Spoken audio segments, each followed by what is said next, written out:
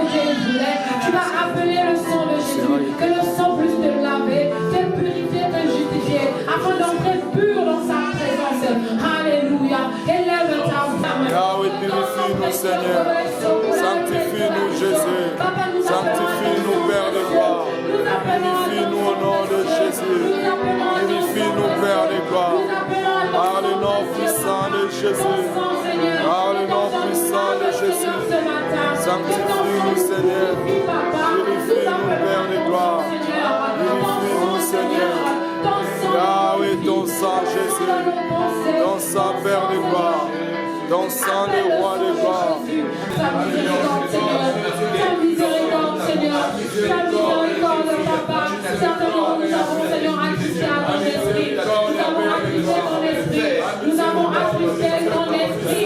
Seigneur, nous avons assisté ton esprit, Seigneur. Que ton esprit, Seigneur Jésus, puisse maintenant ton sang puisse nous laver, ton sang puisse nous purifier, que ton sang puisse nous justifier ce matin. Alléluia. Nous appelons, Seigneur, Papa, ton sang. Que ton sang nous lave, Papa. Ton sang, Papa. Ton sang, Kolo. Makilanayo. Makilanayo. Makilanayo. Et purifier nous son Kolo. Et justifier nous son Kolo. Papa, Seigneur, Makilanayo. Makilanayo, Kolo. Que ton esprit descende ce matin. Descende et agis, Papa. Que ton esprit descende et agis. Que ton esprit vienne former les nous. Alléluia.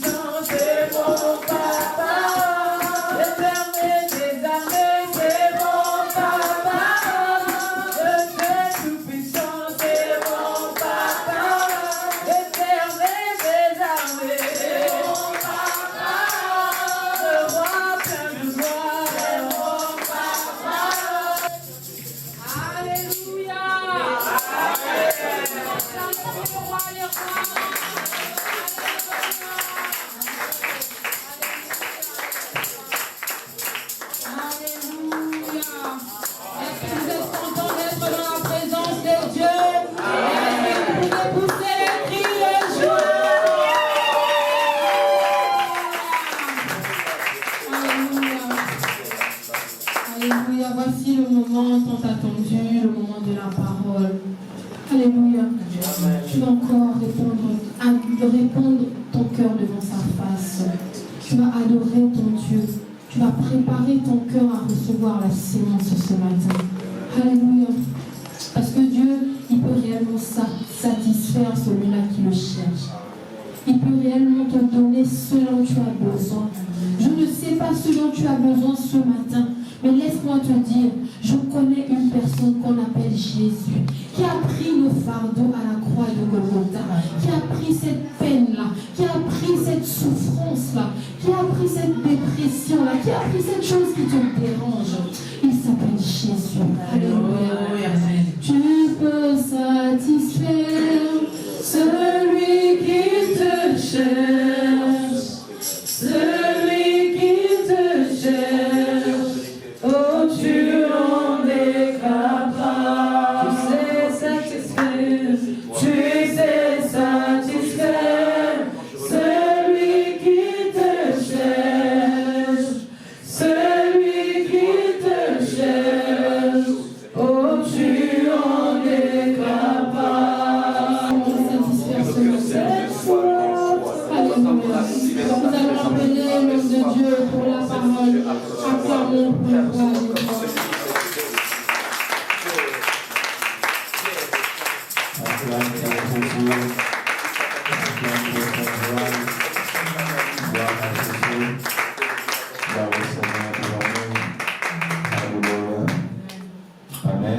Amen. Seigneur nous bénisse. Amen. Pour prendre place.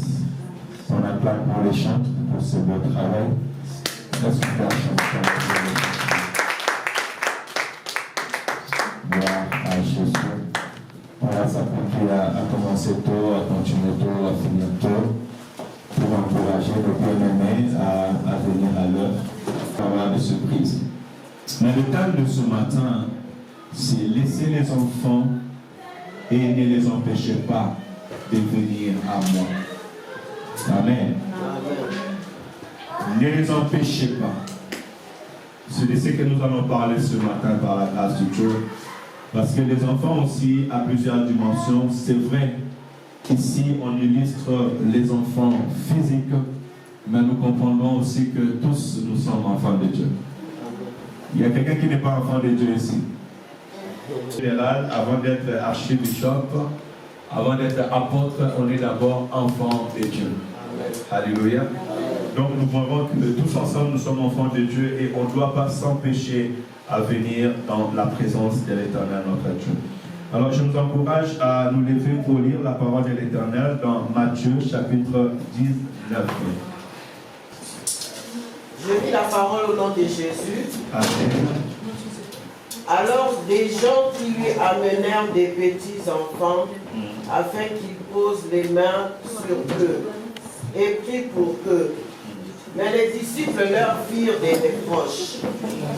Jésus dit, laissez les petits enfants, ne les empêchez pas de venir à moi, car le royaume des cieux est pour ceux qui leur ressemblent. Amen. Amen. Amen. Amen. Continuons. Il posa les mains sur eux et partit de là. Amen. Parole Merci. du Seigneur. Amen. On peut prendre place en acclamant la parole de Dieu. Amen.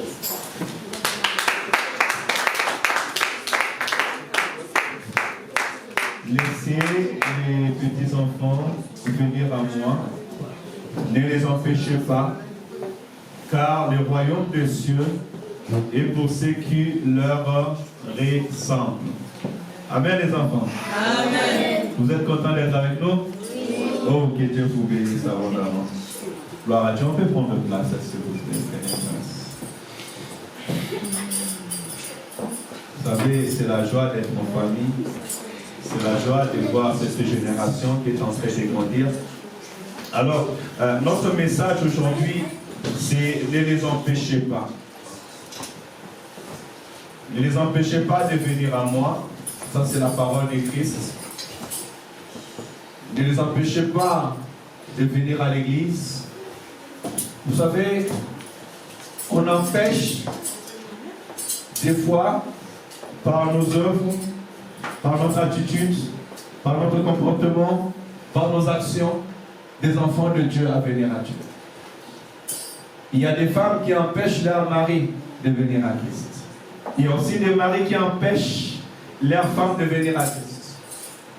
Même des parents qui empêchent leurs enfants à venir à Dieu. Alléluia. Ils vont te suivre pendant un temps parce que tu es leur père, parce que tu es leur mère, mais tu vas découvrir pendant un moment, tellement peut-être tes œuvres étaient contraires à ce que tu disais ou tu faisais apparaître, ça fait que ceux-là qui devaient croire ne croient pas. Alléluia.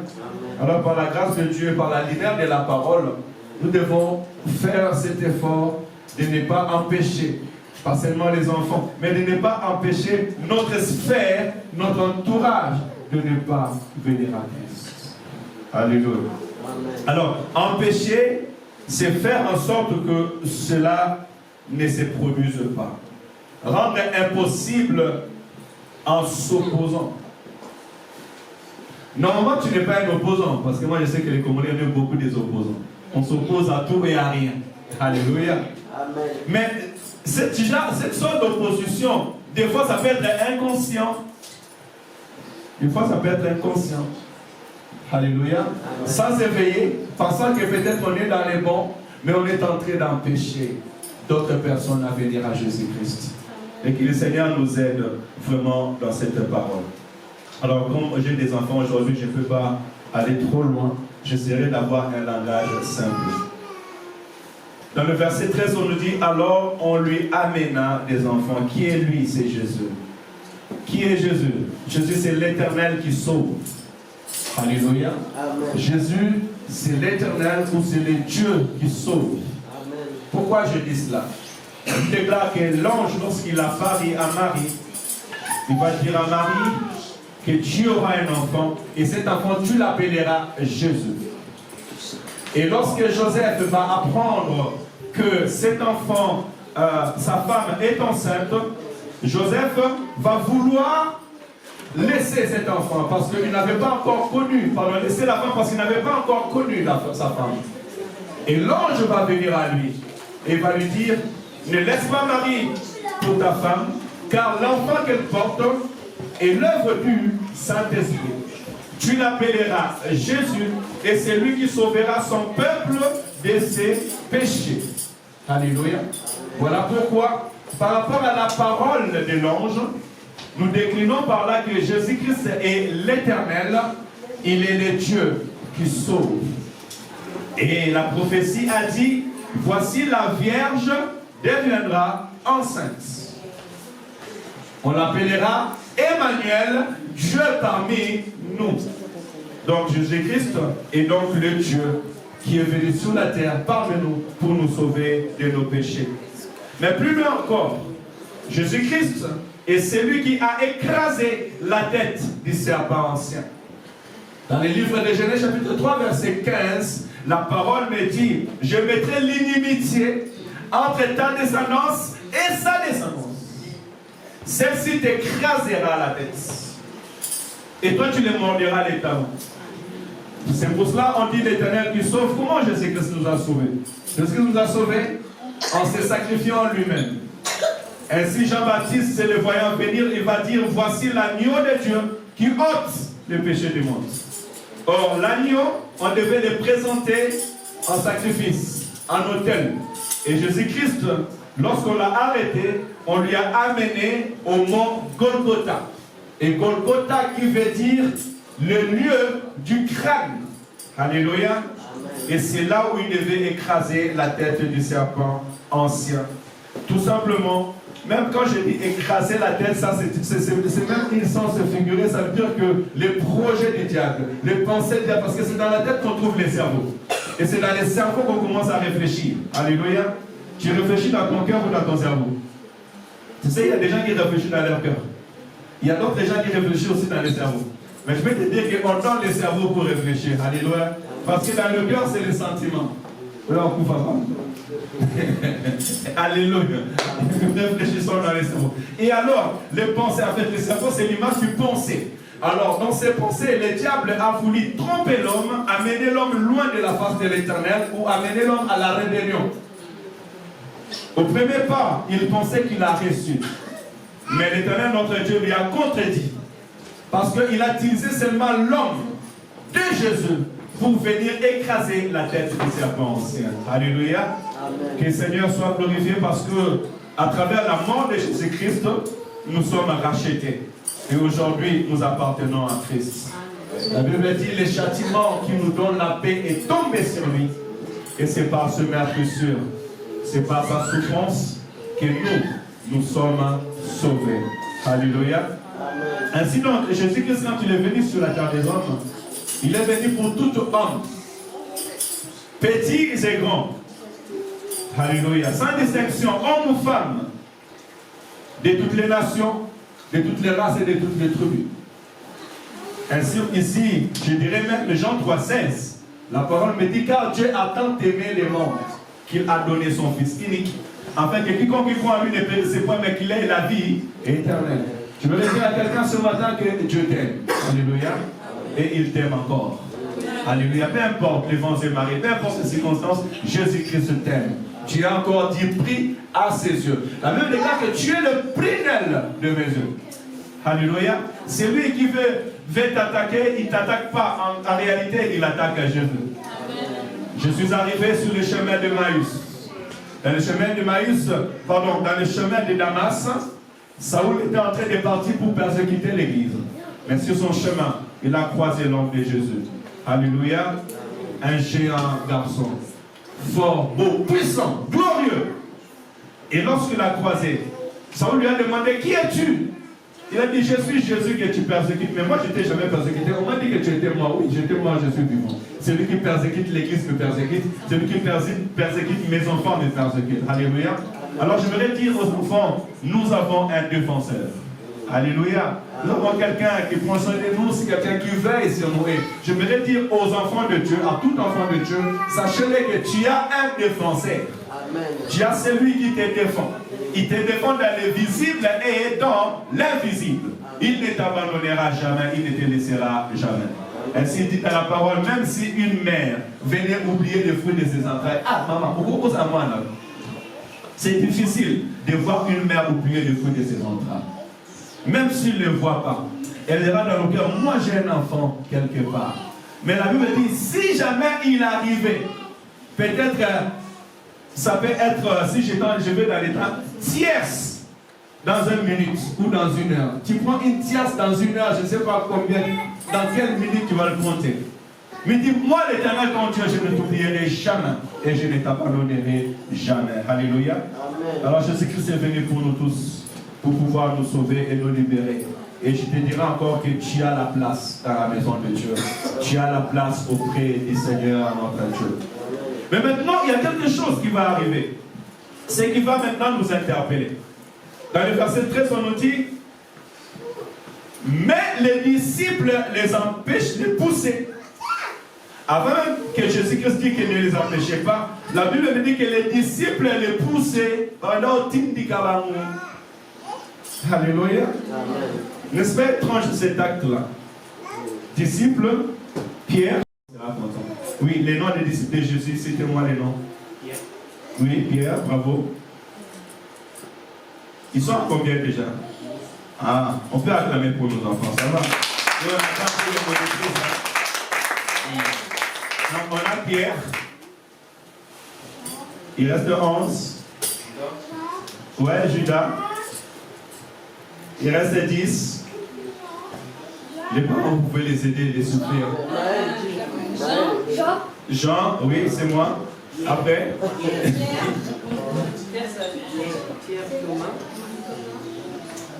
Non, Jean-Baptiste n'est pas ici. Thomas, oui. Attention, quel Thomas? Il ne faut pas dire Thomas Pierre parce qu'on a déjà dit Judas. Hein? Thomas l'Iscariote, mais c'est Judas. Judas l'Iscariote, on appelle aussi Thomas, donc c'est pareil. Barthélemy, Gilles, Adriana, Mathieu, bravo. On s'arrête là, on va continuer la prédication. C'est très bien, nos enfants. Les disciples, ceux qui étaient censés de marcher avec Jésus-Christ, ce qui était avec Jésus-Christ, on peut dire aussi qu'il pouvait être aussi d'un côté conseiller, parce que des fois pour prier, Jésus-Christ lui demandait à venir prier avec lui. Et à un moment même, Jésus-Christ a demandé à ses disciples en disant, qu'est-ce que le monde dit de moi? Et vous, qui dites-vous de moi? Les disciples étaient aussi ceux qui aidaient Jésus dans des tâches générales, parce qu'à un moment, devant le puits avec la femme samaritaine, la Bible déclare que les disciples étaient partis pour chercher la nourriture pour Jésus-Christ parce qu'il a eu faim. Alléluia. Donc je prédis que c'était sa ceinture, c'était ses gardes-corps qui veillaient sur lui. Mais les enfants qui voulaient venir, enfin qui prient pour eux, les disciples ont commencé à les repousser. Humainement, physiquement, on peut aussi ne pas les tenir rigueur. Parce que c'est le maître. N'est-ce pas? On ne touche pas au maître. Ah, vous êtes là, vous allez déranger. Alléluia. Il y a des gens qui sont venus voir Jésus. Des adultes, des gens qui sont malades, des gens qui ont des soucis et des problèmes. Vous, les enfants, quand vous venez, vous dérangez directement. Alors, restez loin de Jésus-Christ. Vous avez bien aimé dans le Seigneur, des fois nous faisons des choses inconsciemment. Alléluia. Je ne tiens pas rigueur aux disciples, mais l'objectif était qu'on prie pour eux.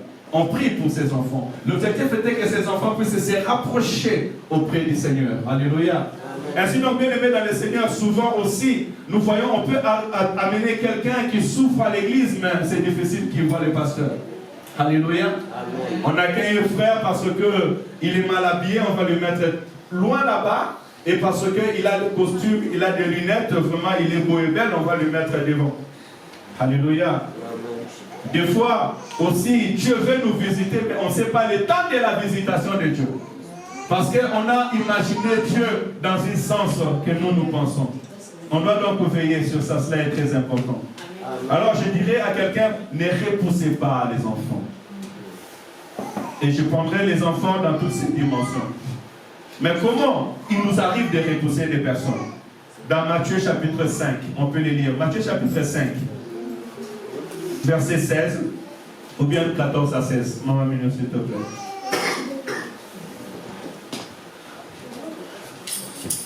Matthieu 5, verset 14. Vous êtes la lumière du monde. Une ville située sur une montagne ne peut pas être cachée. Amen. Oui, jusqu'à 16. Et on n'allume pas non plus une lampe pour la mettre sous un seau. Mais on la met sur son support et elle éclaire tous ceux qui sont dans la maison. Amen. Que de la même manière, votre lumière brille devant les hommes, afin qu'ils voient votre belle manière d'agir et qu'ainsi ils célèbrent la gloire de votre Père céleste. Amen. Parole de l'Éternel. Amen. Merci pour tous ceux qui ont honoré la parole de Dieu. Il y a une très belle réflexion ici dans la parole.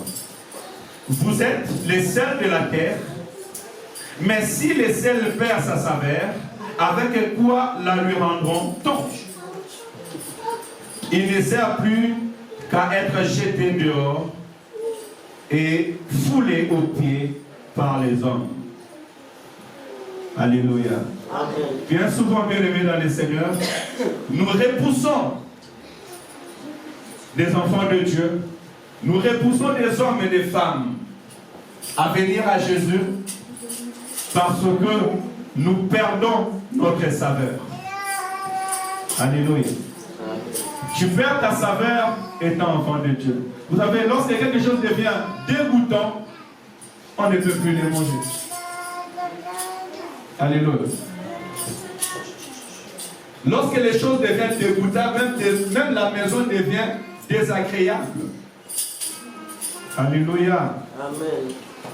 Une femme qui est dégoûtante, même si elle a toute la beauté du monde, ou un homme qui devient dégoûtant, même s'il a toute la beauté, toute la richesse du monde, la vie devient difficile. Et son approche devient difficile. Alléluia. Alors nous étant enfants de Dieu, nous étant peuple de Dieu, disciples, Jésus-Christ va dire que vous êtes les sels de ce monde.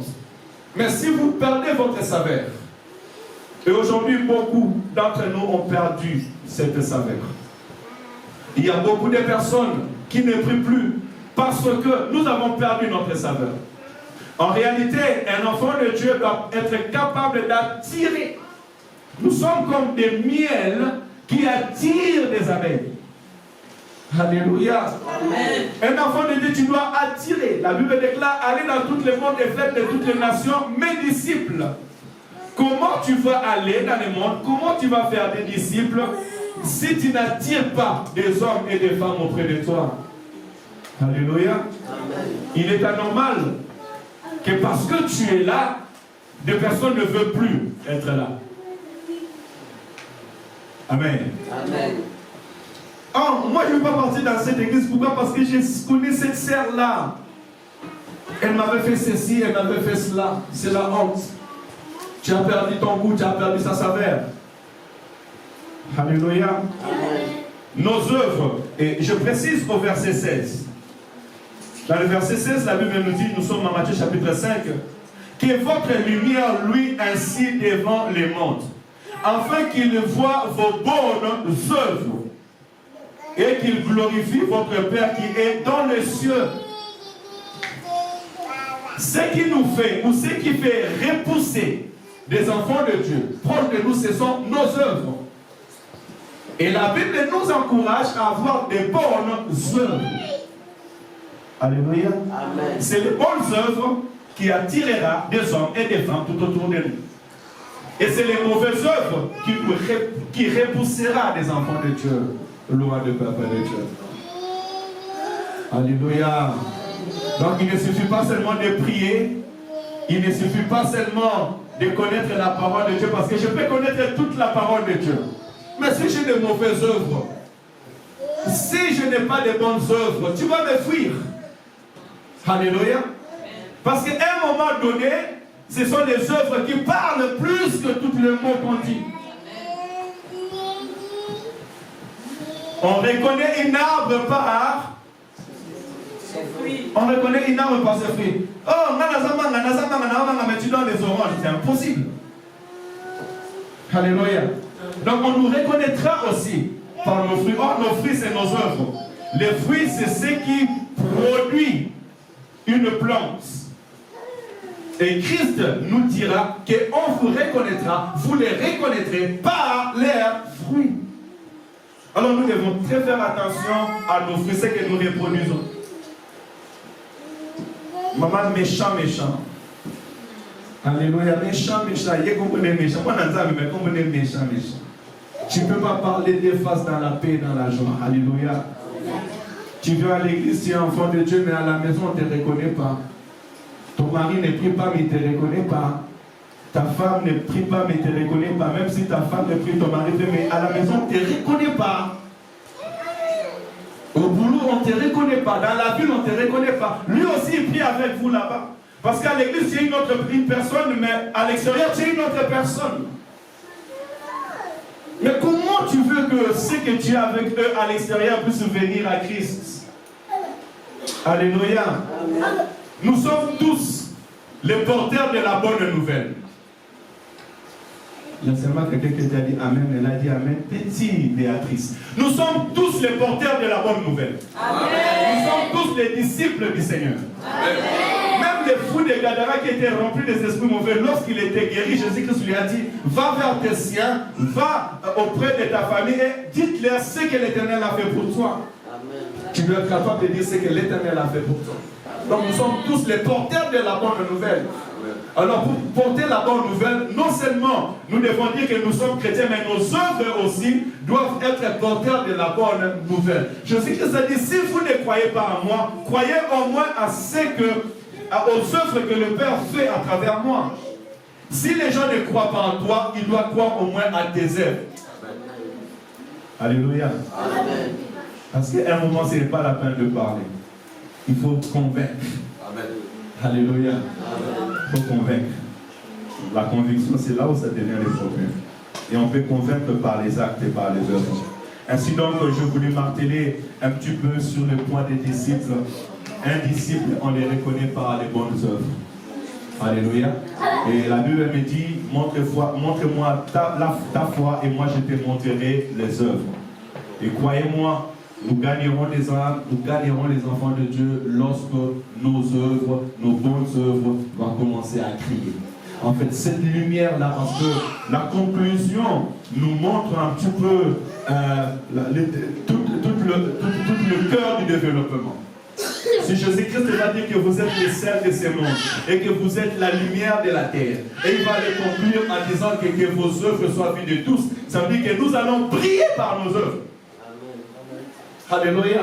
Tu vas prier par tes œuvres. Tu vas prier par l'amour que tu es en train de donner aux autres. Tu vas prier par le bon exemple que tu es en train de donner aux autres. Tu vas prier par ton comportement que tu es en train de donner aux autres. On a plaidé pour la vie de Tabitha. Pourquoi? Parce qu'ils ont vu les bonnes œuvres que Tabitha a fait. Alléluia. Amen. Tu prieras par tes bonnes œuvres. Ne vous demandez pas seulement à gêner, à prier. Mais aussi que nos œuvres puissent accompagner notre foi en Jésus-Christ. Nous allons parler maintenant des enfants. Et ça sera là où nous allons chuter. La Bible dit que ne les empêchez pas. Je suis au verset 14. Matthieu 19, au verset 14, il dit, et Jésus dit, laissez les enfants ou les petits enfants et ne les empêchez pas de venir à moi. Car le royaume des cieux est pour ceux qui leur ressemblent. Ça veut dire que nous, qui sommes citoyens du royaume, nous devons ressembler à ces enfants.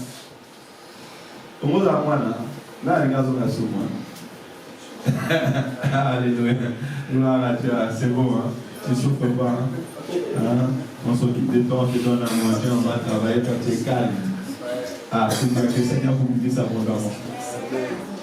Le Seigneur a voulu attirer les disciples tout autour de lui pour montrer aux grands que si vous voulez vraiment être mes disciples, vous devez ressembler à ces enfants. Être comme eux. Mais malheureusement, la nature fait qu'ils sont petits, demain ils deviendront grands. Mais on doit les ressembler. Ça veut dire qu'on doit tirer conseil, on doit tirer référence à la vie des enfants. J'ai noté quelque chose avant de nous donner des versets bibliques. Un enfant, c'est un jeune être humain en cours de développement et dépend de ses parents ou des autres adultes. J'ai choisi un peu cette définition. Un jeune être humain en cours de développement. Un enfant grandit. Alléluia. Quand on voit l'enfant, à travers l'enfant, on voit aussi la croissance. C'est ça aussi que nous devons attirer. Dans ta vie, on doit aussi voir la croissance dans la vie chrétienne, citoyen du royaume. Amen. Amen. Amen. La croissance dans la vie chrétienne. Tu ne priais pas, tu commences à prier. Tu ne lisais pas la Bible, tu commences à lire la Bible. Tu ne servais pas l'Éternel, tu commences à servir l'Éternel. Ce que tu n'étais pas capable de le faire, tu arrives à le faire. Normalement, Dieu a déjà tout placé pour le faire. Alléluia. Vous savez, lorsque ma cadette, elle a eu vers le 7 mois, 8 mois, je la voyais debout et je la disais, marche, marche, marche. Si elle veut se mettre à 4 pas, je dis, non, elle n'était même pas à 4 pas, marche. Mais les jours qu'elle a commencé à marcher tout seul, même moi, ça m'a étonné. Alléluia. Amen. Des fois, on veut faire vite. Or, Dieu a préparé les temps pour toutes choses. Amen. Alléluia. Amen. Dans la croissance, il y a des choses que Dieu a préparées d'avance, que toi, tu ne vas pas forcer. Mais cela arrivera. Amen. Mais ce qui sera anormal, c'est que tu ne grandis pas. Tu restes le même, tu restes statique.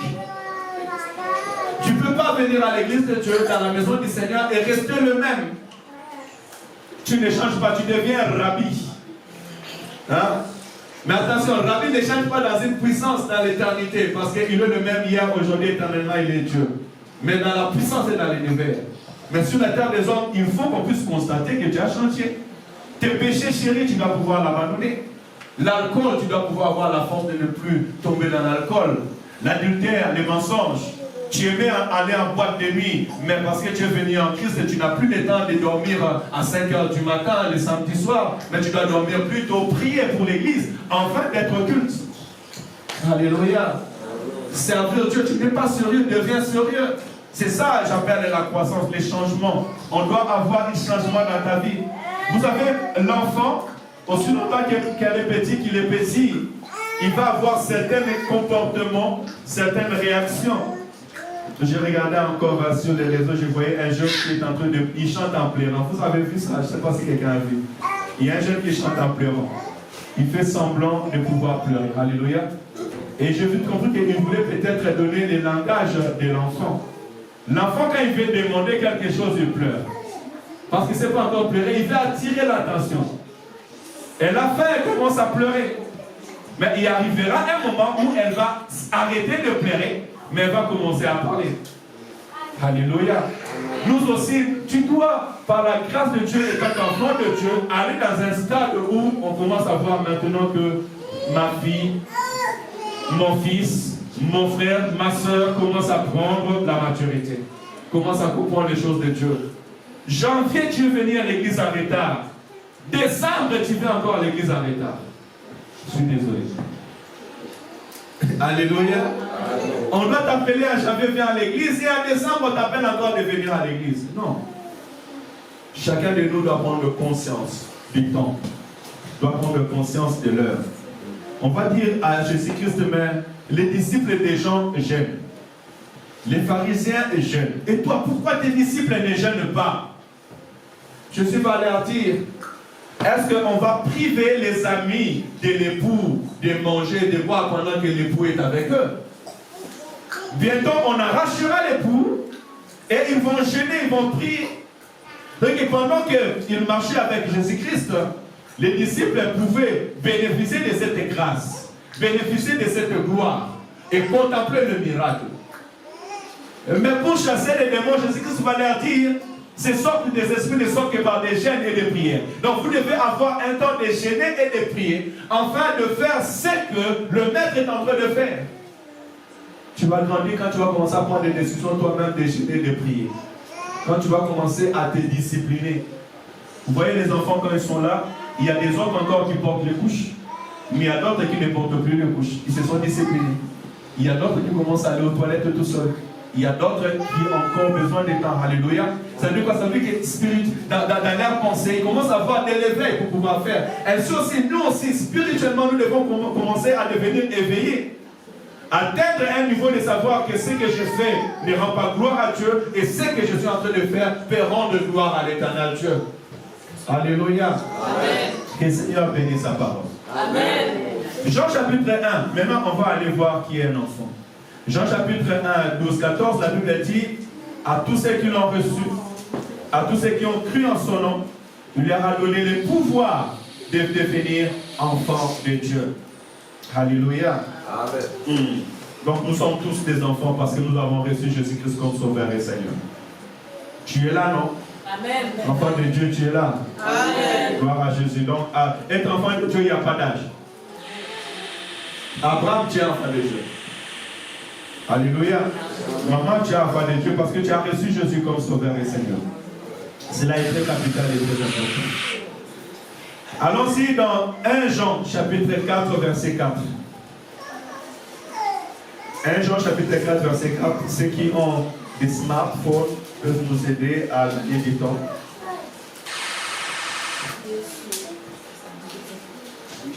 1 Jean, chapitre 4, verset 4. On nous écrit, là, ne va pas dans l'évangile des gens, s'il te plaît.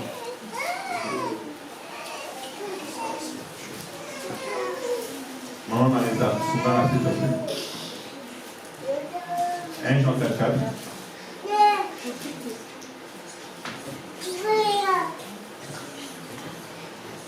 Je lis la parole de Dieu. Amen.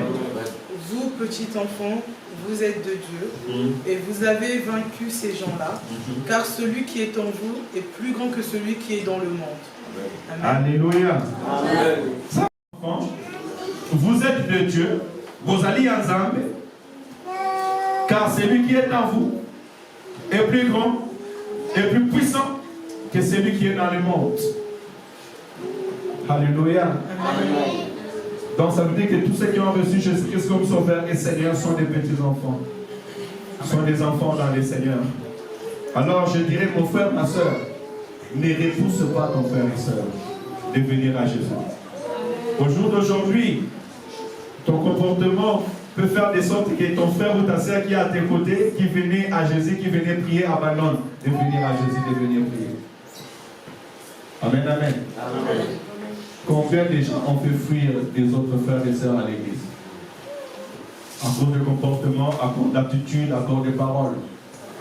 Alléluia. Amen. Donc en réalité, ces petits enfants aussi qu'on nous donne, ce n'est pas seulement ça, mais c'est tous nous qui avons reçu Jésus-Christ comme Sauveur et Seigneur. Des fois, nous faisons des barrières pour que d'autres personnes ne bénéficient pas de la grâce de Dieu, de la bénédiction de Dieu. Alléluia. Amen. Alors je dirais à quelqu'un, laisse faire l'Esprit de l'Éternel en toi. Amen. Que Dieu prenne la place, que Dieu domine, que Dieu contrôle toutes choses dans ta vie. Parce que la Bible dit que celui qui est en vous est plus puissant, il est plus glorieux que celui qui est dans le monde. Amen. Alors je suis en train de voir que ne privilégiez pas le monde, parce que souvent c'est lorsque nous privilégions le monde, lorsque nos propres intérêts, nos propres égos vont au-delà de l'intérêt de Christ, c'est là maintenant qu'on commence à repousser les autres. Non, frère, c'est dans le Seigneur. Alléluia. Il ne doit pas avoir de courses au milieu de vous. Même si tu es en train de prêcher ma foute et tout tanga, tu es enfant de Dieu. Amen. Alléluia. Amen. Peu importe la dimension que l'Éternel te montre, tu es enfant de Dieu.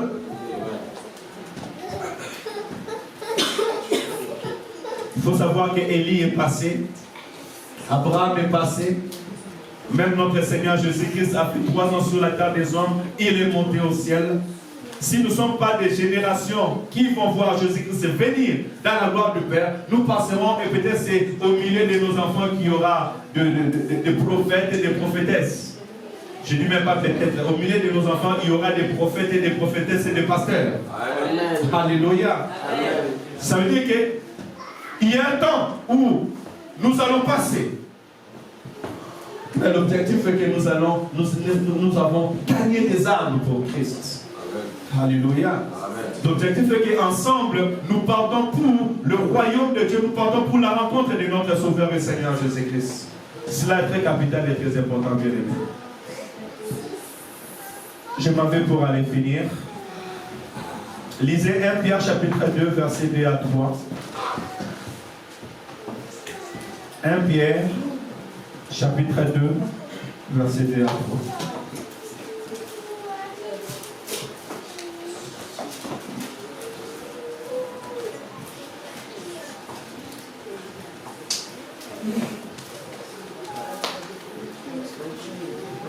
Merci de lire, s'il vous plaît, Église.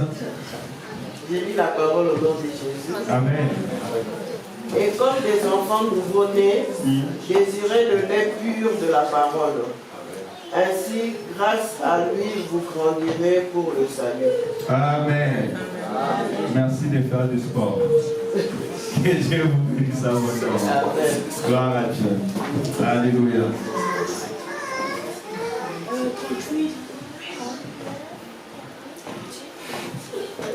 Les enfants vont se préparer pour venir faire le spectacle. C'est une réflexion que nous allons donner aux parents et nous prions que le Seigneur nous aide à travers cela. Désirez, comme des enfants nouveau-nés, le lait spirituel et pur, afin que par lui vous croissiez pour le salut. Vous savez, les enfants, surtout les enfants nouveau-nés, elles ont besoin du lait. Amen. Et le lait maternel est très important pour leur croissance. À travers du lait, les os se renforcent, leur corps, leurs muscles, leur développement est en train de se renforcer à travers le lait. Et pendant un certain âge, les enfants continuent à prendre du lait même s'ils sont en train de manger. Et nous avons remarqué que même les adultes aussi continuent à prendre du lait même s'ils sont devenus grands. Vous savez, il y avait une petite réflexion, les buveurs du lait ont compris. Il y avait une petite réflexion et que nous buvons le lait de vache. N'est-ce pas? On boit du lait de vache. Qui n'a pas bu de lait de vache ici? Mais la réflexion, c'était que les vaches, normalement, lorsqu'ils donnent du lait à ces veaux, ils donnent du lait pour que les veaux développent à 350 kg. Et les vaches ne continuent pas à donner de lait à son enfant, je pense, dans 3 mois, max 3-4 mois, c'est fini. Les veaux ont déjà grandi et puis ils s'arrêtent. Mais nous continuons à boire du lait jusqu'à je ne sais pas à quel âge. Alléluia. Amen. Trop de protéines, c'est ça aussi, il faut faire attention de ce que nous mangeons, buvons. Mais je prends l'image de cela parce que comme la Bible donne la parole de Dieu comme l'image du lait spirituel, je veux dire que nous avons besoin de la parole de Dieu. Alléluia. Amen. Quand tu viens à Christ, que le Seigneur nous aide même à établir, je pense, dès la rentrée, ces plans d'études bibliques aussi, d'accompagner nos frères et sœurs qui ont reçu le baptême, qui sont venus à Jésus-Christ. Quand quelqu'un vient à Christ, si tu veux grandir, si tu veux être en bonne santé spirituelle, tu dois prendre le temps de lire la parole de Dieu, acquérir la connaissance. Aujourd'hui, beaucoup ne lisent pas la parole de Dieu. La Bible que nous avons, la plupart d'entre nous ici, vous l'ouvrez seulement les dimanches. Et encore si vous avez la Bible, parce qu'aujourd'hui on a les téléphones. On a les smartphones aujourd'hui. Mais même ta Bible, le smartphone, tu ne l'ouvres pas. Comment tu veux grandir? Comment tu veux grandir? S'il vous plaît, aidez-moi, on va m'arracher les micros. Comment tu veux grandir? Alléluia, Église. Amen. Comment tu dois... Quand je dis grandir, c'est augmenter la connaissance. Grandir, c'est commencer à juger toi-même.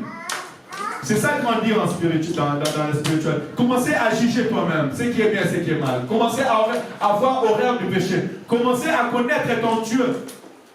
On connaît Dieu dans la parole. Parce que Dieu est derrière sa parole pour l'accomplir. Amen. Vous savez, on doit être comme des enfants. Ça veut dire qu'à un moment, si tu ne lis pas la parole de Dieu, tu dois pleurer. Tu dois avoir cette vive désir de lire la parole de l'Éternel. Il n'y a pas un moyen de connaître Dieu si ce n'est par la parole. Tout ce que je vous dis a son source, a sa base dans la parole de Dieu. Amen. Et on connaît un enfant de Dieu qui a grandi à travers ses œuvres qui vont refléter la parole de l'Éternel. Quand tu lis la parole de l'Éternel, tu vas commencer à parler comme un Christ. Tes réponses seront comme la parole de l'Éternel, selon la pensée de Dieu. Alléluia. Tes actes seront comme la parole de l'Éternel, ce qui est acquis. Et c'est à cette dimension qu'on verra vraiment qu'il y a la croissance dans ta vie. Alléluia. Donc pour conclure, je dirais désirer comme les spirituels la parole de Dieu afin que nous croissions pour le salut. Amen. Amen. Que le Seigneur nous bénisse abondamment. Et tant que nos enfants se préparent, on pourra s'élever pour prier. Pour prier pour nos enfants. Gloire à Jésus. Et bon, nous allons prier.